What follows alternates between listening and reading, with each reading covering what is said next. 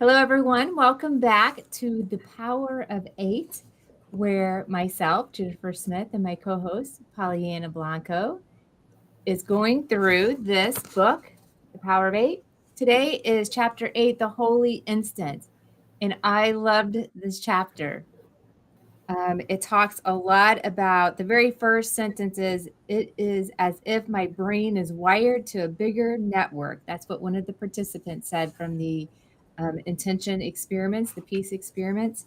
And there's a lot of information here about mystical experiences in that altered state of consciousness. And so that's what we'll be going through today. Pollyanna, what did you think about this chapter?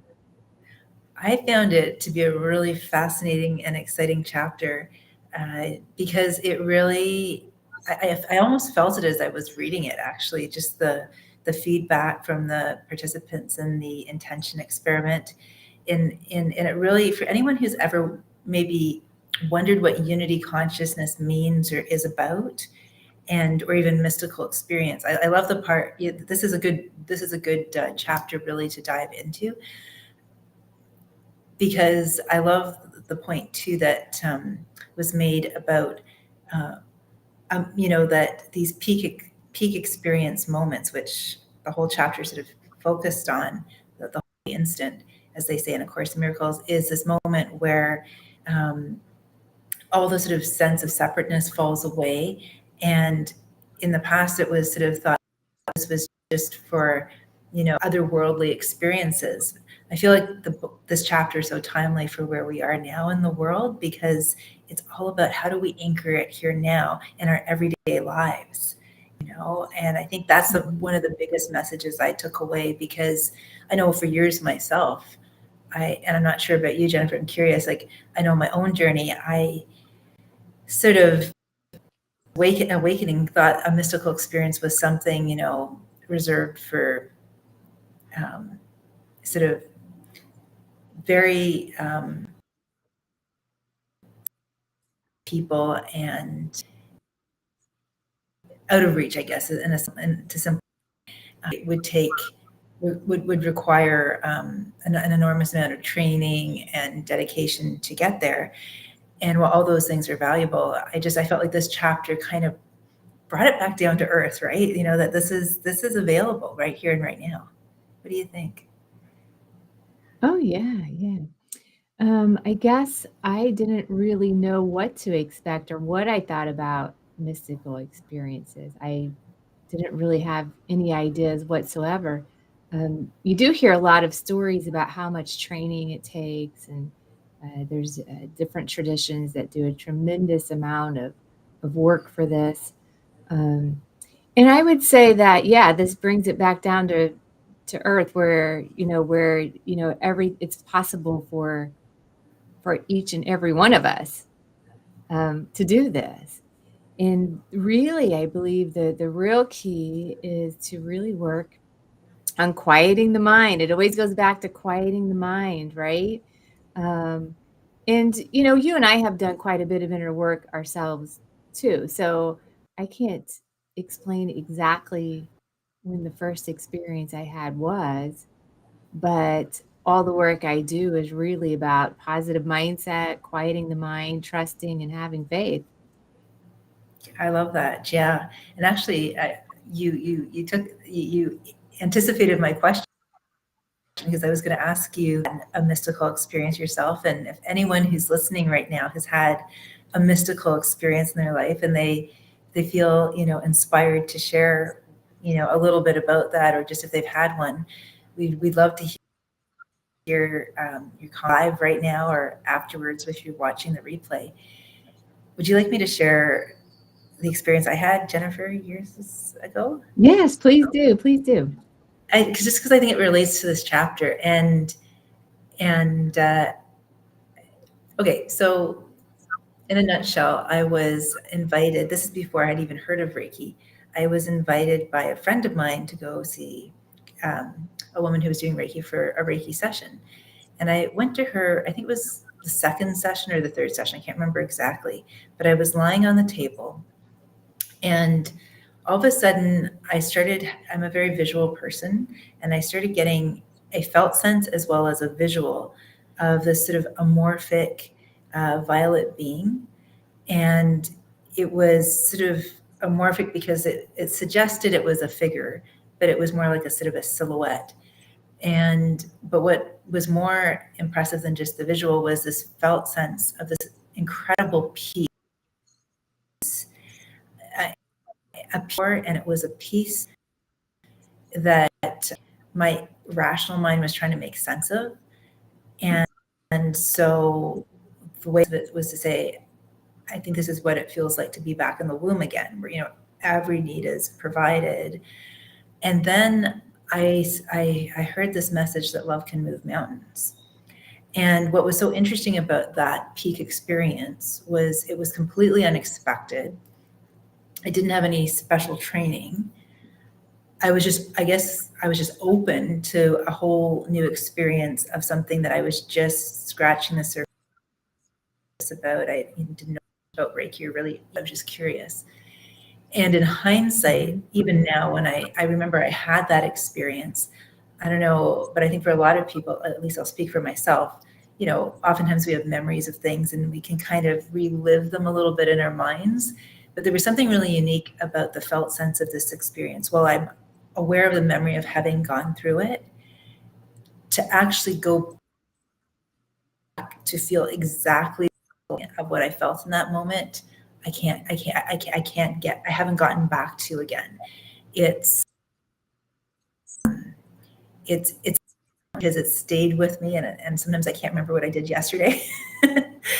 So yeah, that was just, one of those, I feel like it unlocked something in me. And I think that's the beauty of mystical experience, is that it kind of cuts through all of the illusion and just plants a seed inside of us. Yeah. Well, also in those experiences, I think there's quite a bit of healing that takes place, because you're letting go. Sometimes you're letting go of memories. Sometimes you're downloading memories of things that are just innate to us. And I think that goes back to that definition of healing, that, everybody needs healing, because even if you're in good physical shape and you feel pretty good emotionally most of the time, your healing can keep expanding and expanding and expanding, because that's what we're doing. We are expanding our conscious awareness with that. And yeah, I've had many experiences, but that's because I do the practices before the practices. What I mean by that is just quieting the mind, meditation, um, just 15, 20 minutes in the morning, and then also right before I go to bed. So I would say probably within the last 2 years, there has been much more happening that we probably can't explain, which is allowing more and more people to have these experiences as well. And if they're studying it, it's a beautiful experience. If they just haven't, they're not quite sure what it is, they may be, not experiencing it to the fullest that they could be, or enjoying it to the fullest that they could be. So, there's many descriptions here on what it sounds like, and I loved how, because it's difficult to describe whenever you have the experience. Like, what does that feel like? Because it just feels like an inner peace. It feels like such a lightness. It feels like, let me just describe some of the things here in the chapter that they said. I like this chapter. I'm going to go back and read it again and suggest it to a few people as well, that haven't read this book. Jennifer, do you mind if I just jump in for a quick sec? Because before Sure. you share the chapter, just one of the things that I remember from that peak experience was the message that, and not just a message, but like it was like an awareness. Like you mentioned, the consciousness piece of the healing.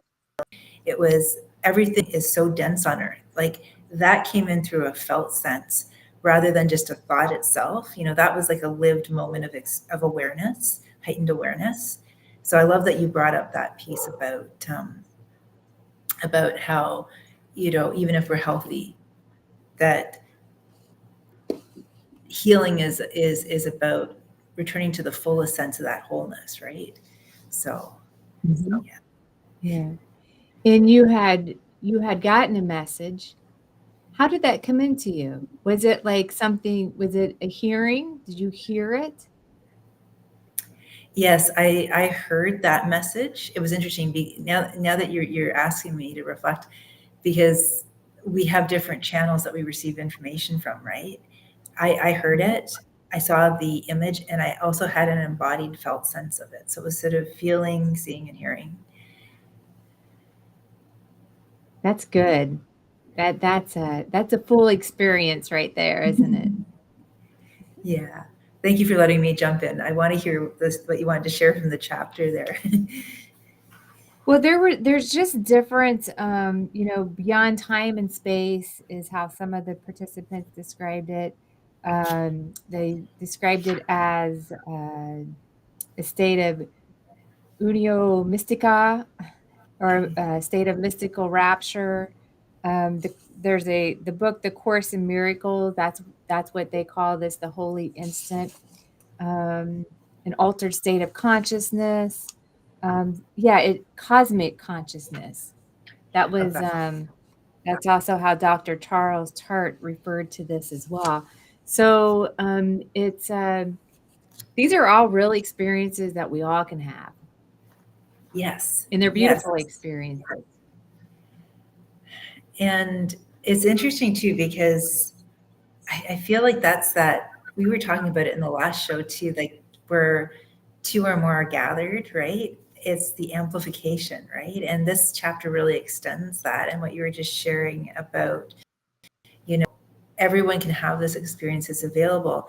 And I think, we go throughout our day-to-day lives, and it can be easy sometimes to get distracted by all the things that to differentiate things, as opposed to shifting into that moment of presence where you're looking beyond the surface of things. You're looking, and when I say looking, I'm speaking about looking literally, but I'm also talking about just, opening up to just like just being here now, like you were talking about when you meditate in the morning and the evening. And I know it's that it's that soul gazing. It's that gazing into the collective energy that, in this case, I guess the intention itself.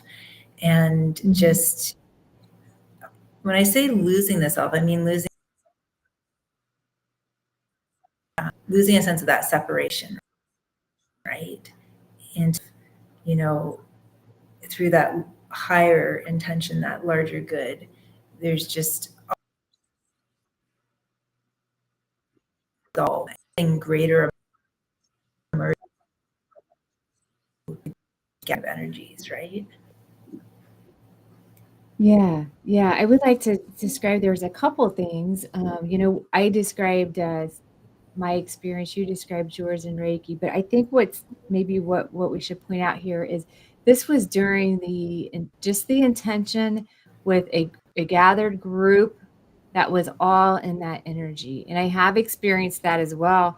And you can do this with getting together with a group of like minds who are clearing their mind and maybe sending light and love, or whatever the beautiful intention is of this gathering. But there were 11 women at that time, and we were all connecting via Zoom to do this gathering. And it was really just clearing our mind and just being in that inner peace. But that was one of the women's comments afterwards, was she said she thanked all of us for that altered state of consciousness that she had experienced.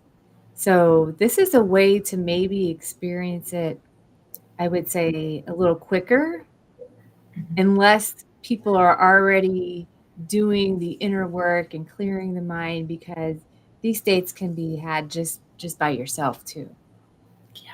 Yeah. And you know what's interesting when you talk about the inner work, I feel like for anyone who's maybe newer to that term and what it means, like probably there are a lot of people watching that are already very familiar with it. And just in case anyone, because I know in the beginning, I'm going to be completely transparent here. When I was on my inner awakening journey, people would talk about their inner work. I sort of intimated what it was, but I didn't quite get it, right? Mm-hmm. And, you know, inner work is, I'm curious how you see inner work. Like, how do you, like, in my case, I see it as like removing, well, not so much removing, but just allowing those layers of illusion, confusion, of noise to kind of dissolve away, so that what remains is the essential, like the love, that presence. Because, yeah, what's your sense of doing inner work? How would you Well, describe it? I would say my inner work, and this isn't how it was described, was I worked with Bob Proctor, and it was all about positive thinking and talking about the inner core of who you are is this uh, divine perfection. So anything that you're thinking outside of that is false. So it's really going through, okay, you know, what, I guess we started with, what is it that in my reality don't I like, and how would I like for that to be? And then Mhm. really reinforcing yourself with positive affirmations and reading and understanding that you are this divine perfection, because our self-talk, Mhm. whenever we really pay attention to that, can be so I guess you could say, a self-confidence builder. But some people may say, oh, I have good self-confidence because I felt like I did before I started. But then whenever you really quiet your mind and listen, there's just more that comes to the surface that you Mhm. really have to pay attention to and clear. So that's the inner work. It's like you just keep going deeper and deeper and deeper. And then also along with that, I was doing Reiki at the same time. So it was just that energy, pulling in that energy, that inner peace, that calmness, connecting to who we really are For sure. and And knowing that. yes, and I love how you describe that, because it's sort of when you talked about the Reiki, I had that felt sense of like maintaining equilibrium. And Mhm. the piece just before you mentioned the Reiki is that sense of noticing what we're noticing, right? And because the more, as our awareness expands and we notice more, and then you had certain tools from working with Bob Proctor that you carried in it with your Reiki, about once you became, it's like you turn a light on in a room, you can't unsee what you just saw. So it's like, now what are you going to do with it? And having tools to move through what you're noticing, right? And because one Mhm. of the things, I think one of the biggest myths for me on my own inner journey has been thinking that it'll it's like cleaning up a room, I'll be done and the room will be tidy and that's it. Well, no.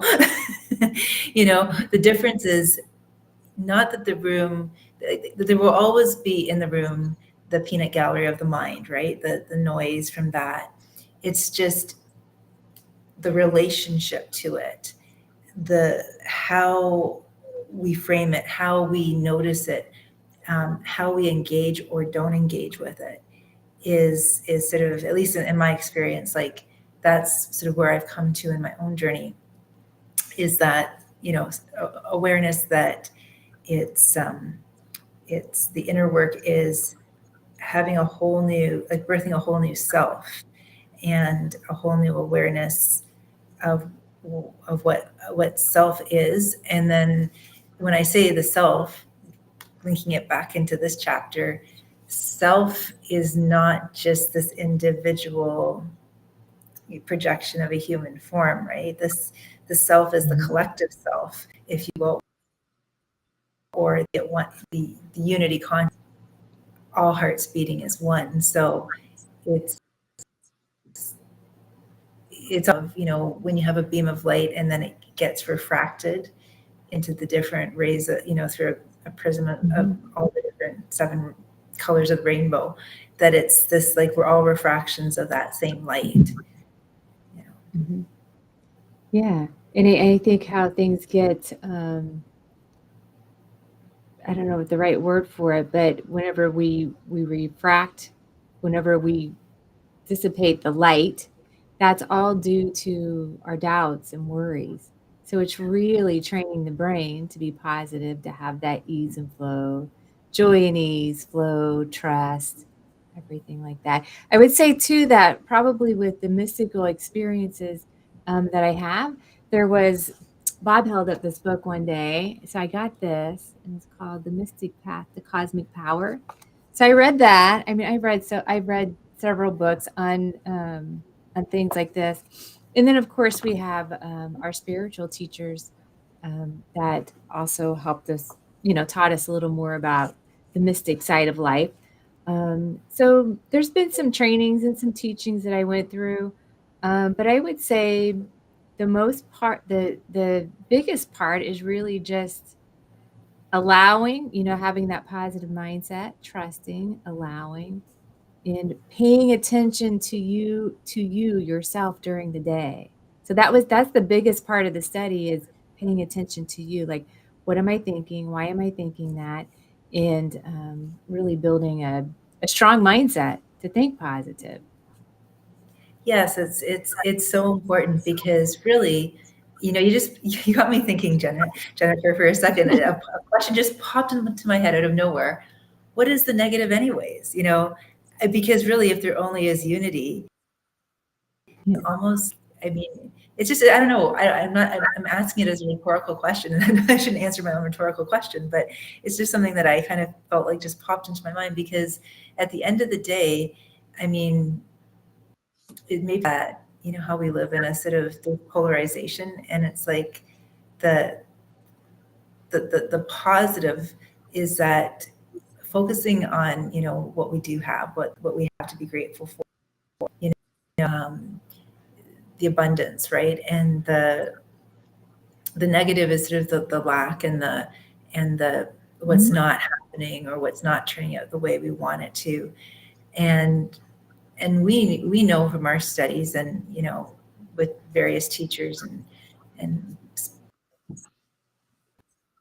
different frequencies to it, different, emotional energies have different frequencies to it. And so it's interesting. I'm feeling kind of spontaneously guided to share that. I know we've talked about it here. I'm gonna share it in just a moment.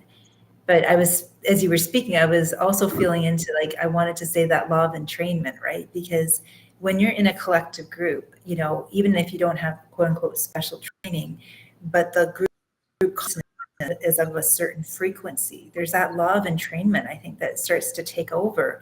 And so people are invited into the possibility of this peak experience if, like you just said, they're open and willing to be present and set the intention to the best of their capacity to quiet their, and be, so it's interesting. Yeah, and with the group atmosphere, it's like everyone who's participating, who has cleared their mind, cleared, just or being a clear channel. We talk about being a clear channel. It's like the frequency of that group, everybody raises, their whole vibration raises. And this kind of reminds me of the Egyptian healing rods, which I have right here. Oh yeah, I'm glad you have them And, with you. and when we talk about the frequencies with these and the vibrations, and we can use those with couples can use them where they, one's holding on, where your partner would be on the other end and holding on to these. And that puts you in a vibrational state that is the same. So now the two people are in the same vibrational state, and you always are lifted up to the one that has the higher vibration. So I just see that as the group too, that everybody just lifts up, so everybody can experience those, that mystical state. Oh, that's beautiful. I love the example with the Egyptian healing rods. They are powerful. And another thought just popped into my mind, but before I share it, I just want to thank the people who are here with us live and who've taken a moment to comment. There's a comment here: love you self. Yes, y'all of ourselves. So there. Okay, thank you so much for taking the time to share that, and also for sharing inner peace and with a lot of lovely emoticons. So that's wonderful in this sacred space. I feel like right now in the world, these peak experiences, these mystical experiences, people are often craving these, and they don't even realize that that's what they're craving.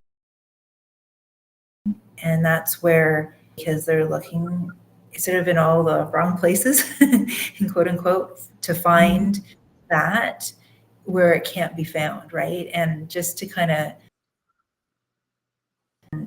way to earth, like addictions, compulsions, obsessions, overwork, kind of strictly other things that, it's because there's such a craving for that connection, for that sense of, that deeper sense of belonging, like even this sort of existential sense of like, why am I here? Especially when, for all intents and purposes, some of the things, as things are falling apart and new things are emerging, can look, can really ruffle and be unsettling and beyond to our emotional body, our mental body. This is almost like, if you think about the sort of restoration equilibrium collectively, it's have opportunities for people, mystical experiences, right, in their day-to-day lives. And what are your thoughts on that? You had mentioned things happening and how that can affect people. But if you are aware of this information, a lot of the things that are happening in people's physical worlds, like what they're saying on the news, really has no effect on people if they understand why all of this is happening. I saw something the other day where it says you can get involved in that and walk in the pain if you want to, or you can lift above it, lift your consciousness above it, and just kind of view it for what it is. So I thought that was really good. It was a good explanation. Yeah, it's like an invitation. It's like an invitation, right, to step onto that path. It's a choice. Yeah, and I have to pull this in because I wrote it down whenever I read this chapter. But we're talking about meditation in the morning because that really raises your vibration and it sets up your day for how your day is going to be. I kind of see whenever we run into things that's a reflection back to for us, like what in me invited this to be. But if you start your day off in a higher vibration, and that meditation can really get you there, your day will be much, much better. And this is all throughout any books I've ever read, even before spirituality and understanding this, just in personal development books, like the Habits of Highly Effective People. He would tell you, sit for 5 minutes in a chair and clear your mind before the day. So it's everywhere. But then Abraham Hicks. She always says to, meditate for 15 to 20 minutes in the morning and make sure that she says, make sure that you're on the high flying disc, because that's where you want to be for the day. If you start off low, you're probably going to run into like grumpy people, because that's a reflection of where you are. But if you start off on a higher frequency, a higher level, a higher awareness, your whole day is going to, people's whole day is going to be much, much better. And that's true because I pay attention to that and I experienced that myself.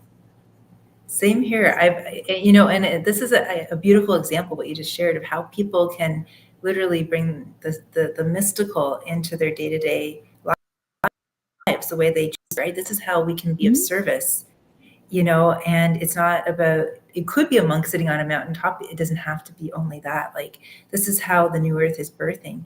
And, it's another thing I just want to add in, because it's something that has been present in my practice now for a while. And lots of, there are plenty of opportunities, like there are in everyone's life, right? And in my life, to remind me of, and I've in the playground of my own life, I've been like, oh, if I do it today and then I don't do it tomorrow, let's notice through contrast what happens. So it's oftentimes what I'll do is I'll from off of someone else, by sending love. And sometimes ho'oponopono, like, I love you, please forgive me, thank you, something like that. Or even just, the higher self of that person that maybe there might, be some confusion or misunderstanding, help, just saying, help me to co-create peace in this moment. Help me to co-create ease. Help me to co-create. And it's uncanny. Like I've been noticing with all the energy shifting on the planet of recent, even more, that is like almost my go-to thing. I think I shared it a few episodes back that I've been finding now it's far more effective to communicate with people higher self to higher self. You could say it other ways too, maybe star consciousness to star consciousness, or whatever languaging you feel guided to That's use. how the mystical way would say it. Star consciousness to star consciousness. Yeah, right over here. And it's amazing because there are things for the highest good of all. They just happen. There doesn't have to be a debate, a discussion, an argument. And if they don't happen, I just accept it too, because I've released it to the highest. I've trusted the divine presence in me, to the divine presence in someone else. And then I trust the divine to guide both of us for the highest outcome. And so I can let go of being attached to an end result. And as a result, it's amazing how when I do receive maybe something I was asking for, like peace or resolution with someone or anything, and it emerges naturally, I'm like humbled by that, because it's like it invites more of that trust in, and it helps me to get it. Yeah, another thing, just to describe what you've said, which I help clients that come in, and I just kind of see where they're at and what they're comfortable with. But in the morning, doing a gratitude list, and then sending love to people or a situation that they're not liking right now. So sending that love, just vibrating it from your heart, sending love to people, is very similar to what you described with the higher self, talking to the higher self. But that works. It works. Yeah. Oh, I love It works that. to help resolve many things, because we're letting the spiritual realm help us. Jen, something just popped into my mind. For years, we've been calling it inner work. Maybe we should call it inner play. Inner what? Inner play. Oh. Because I feel like, and you made this comment a few shows back, the more we consistently practice and integrate these ways of being with ourselves and engaging with the world into our daily lives. At first, it can feel like inner work, because we're cleaning out that closet that we just shut the door to for many years. And then as we start to release, over time, it does get lighter and easier. There's more ease, more grace, more joy, more creative flow, more divine guidance, more trust. And so even if there is a wobbly moment, it's of a track record with ourselves and the divine to recognize what's going on. Been there, bought that t-shirt, and to have received the wisdom from it, and to have everything, all those divine creative inner resources at our right in our present moment to assist us and to help us restore equilibrium, restore that connection, our frequency, everything. So it's so beautiful, right? It's a process of emergence. It is, and sometimes I feel like we make it too hard for ourselves. It doesn't have to be hard. It could be very easy if we could just overwrite some of our belief systems. Um, it doesn't have to take a long time, but sometimes it does. But that's kind of what we're doing to ourselves, right? And I mean, I think we continue to go through it because we still pay Yeah. attention. But Bob told us the hardest thing that you'll ever have to do is real thinking. That's the hardest thing. And once you got that down, once you can just relax, you can attract anything that you need to you. You can manifest anything that you need. Life is supposed to be so much easier than what we have been led to believe. So it's just overriding those old paradigms, pulling in the new belief systems. And as soon as you can get that done, which you can do it in an instant if you're good, then that's all you need to do. But make it a little bit harder. I don't know why we make it so hard. It's interesting. Yeah, that's something that's been actually, I'm glad you mentioned that. That's something that's been omnipresent on my mind recently. And as I was playing with that, I had a couple of things just manifest really quickly.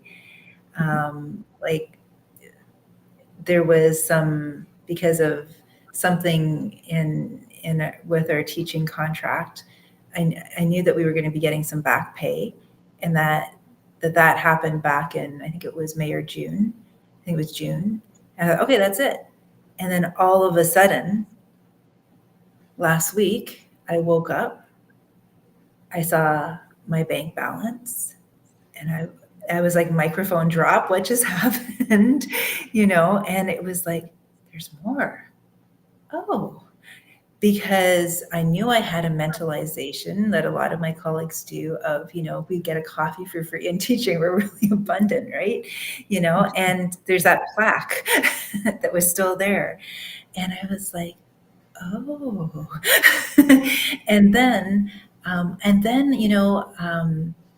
I also started examining some other thoughts that were kind of like pop-ups, like you get on the internet in my mind, that you're like, I'd like to decline this advertisement.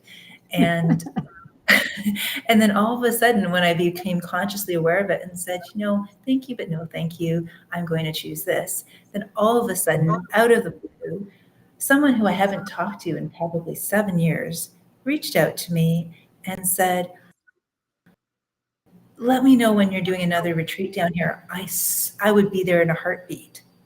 And she bought one of my books, the one that I had co-authored with the multi-author book. And then she asked how she could get a copy of the book I wrote that's actually hitting its 10th anniversary this fall. And I was just like, out of the blue, like that. And it was so easy and so instantaneous. And the key I just want to share is it wasn't about efforting and having to make it happen and hustle and all that kind of Right. Right. And it's just more about the inner work. The beauty of it is it's all about coming home to ourselves. It's all about just being at peace, in love, and connecting to our joy. And just, we're so focused on the outside world. And I feel like what she's talking about in this chapter, just to bring it back into the chapter, is the power of that communion. It can be, because I think the bridge for a lot of us is we're in that outside world with other people, outside of us, with this intent to hold an intention together. And whether it's over distance, like driving, or physically in person, it's just that power of that communion. It entrains us, and it also helps us to, it's that belonging, that soul belonging, that is the truth of who we are. We're not separate. It's a beautiful bridge back into that remembering, right? Yes. Do you mind if I share a quote from the book? Yeah, please do. I'm going to put my glasses on for this. It was on page 88. It was where William James described the experience of a clergyman whose mystical episode felt like a face-to-face confrontation with God. My soul opened out as it were into the infinite, and there was a rushing together of two worlds, the inner and the outer. The ordinary sense of things around me faded. For the moment, nothing but an ineffable joy and exaltation remained. It is impossible fully to describe the experience. It was like the effect of some great orchestra when all the separate notes have melted into one swelling harmony that leaves the listener conscious of nothing save that his soul is being wafted upwards and almost bursting with its own emotion. I just felt it was so poetic. The words just really touched me. So I just felt I really wanted, it's a bit longer, but I wanted to share it.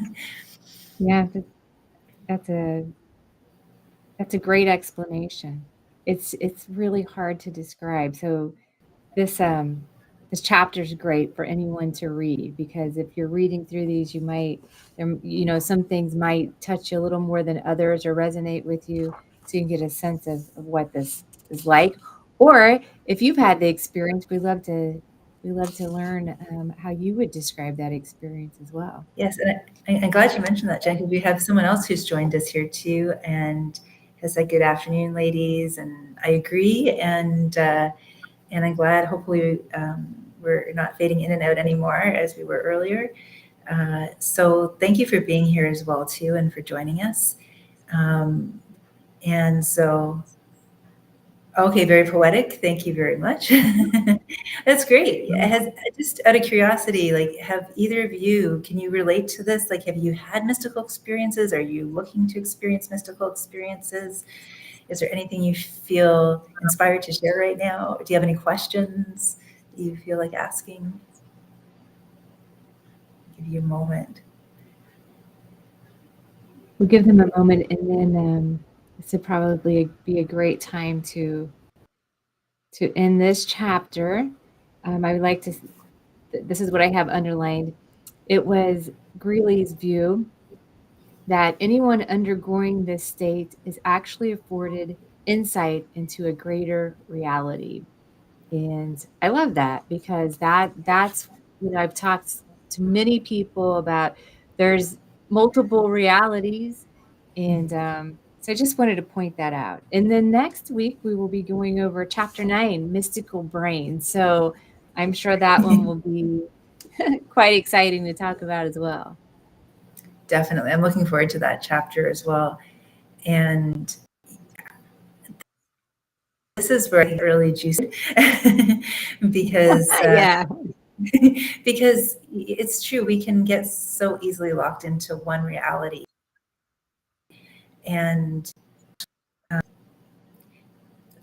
Well, you actually stay locked into the physical reality if you are looking at just what's happening around you, because then that's what you think about, and then that's what you keep getting the results of. So that's why you have to think, what is it that you want? Really visualize that, create that in the energetic world. And sometimes you have to shut off your senses to know that, okay, I'm not going to keep getting these same results over and over and over. I'm gonna move, I'm gonna lift to a higher level of awareness. yeah, I'm so glad you made that point, because I've heard that people say that around me before. Well, be realistic, or and I like whatever's in front of me. I'm like, oh, okay, that's feedback. And how do I feel about it? And if it brings me joy, great, Keep that. gratitude. And if Yeah. let's go back to the drawing board. Okay. There's one experiences, but I'm kind of sheltered with them. But try. Okay, so that's great. Yeah. Go ahead, And I Jennifer. think many people that have had experiences are kind of sheltered to that, and Yeah. don't really go out and talk about it much, which is okay. Definitely. And I think this is why it's, one of the things that inspired us to do this book sharing, these book talks, is because to sort of, I think both of us in our hearts have this desire to normalize, these are coffee talks, right?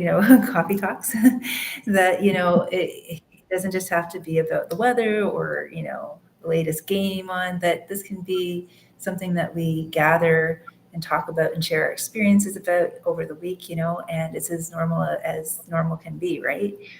I was just looking at what I pulled up on my phone was just a poem, a Pablo Neruda poem, that, and I want to read it, but I don't want to have any copyright issues here on our thing. But I think it would be okay. What do you think, Jen? You can read it? Yeah, just just say who it's from, be fine. Okay. Yeah, it's a poem by Pablo Neruda, and it was a friend of mine who had posted it. So I'm not actually even sure of the title of it, to be honest. but it's poignant, and it's about, only looking at what's in front of us, especially if what's in front of us isn't sparking joy and expanding us. It says, you start dying slowly if you do not travel, if you do not read, if you do not listen to the sounds of life, if you do not appreciate yourself. You start dying slowly when you kill your self-esteem, when you do not let others help you. You start dying slowly if you become a slave of your habits, walking every day on the same paths, if you do not change your routine, if you do not wear different colors, or you do not speak to those you don't know. You start dying slowly if you avoid to feel passion and their turbulent emotions, those which make your eyes glisten and your heart beat fast.